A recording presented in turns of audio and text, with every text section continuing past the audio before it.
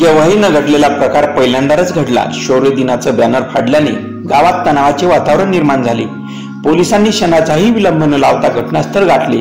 शांततेच्या मार्गाने परिस्थिती हाताळण्यात मंगरुळचव्हाळा पोलिसांची चतुराई। फाडलेलं बॅनर घेतला पोलिसांनी ताब्यात।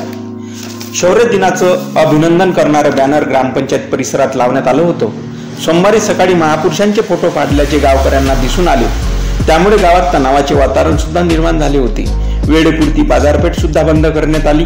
मंगरुळचव्हाळा पोलीस स्टेशनचे ठाणेदार प्रकाश तायडे यांना शौर्य दिनाचं बॅनर फाडल्यासंदर्भात निवेदन सुद्धा देण्यात आलं। निषेध व्यक्त करण्यात आला। यावेळी दलित नेते गौतम कुलकर्णी, काशीनाथ कुलकर्णी, दिवाकर इंगळे, पंकज इंगळे, प्रज्वल डोंगरे, अजय इंगळे, अरुण इंगळे, सागर कुलकर्णी, सहादेव इंगळे सह कार्यकर्ते व महिला सुद्धा मोठ्या संख्येने उपस्थित होत्या।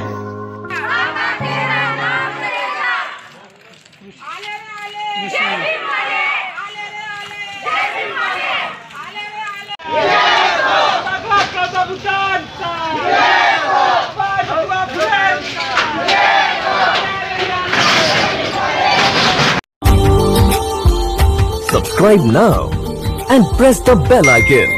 Never miss an update.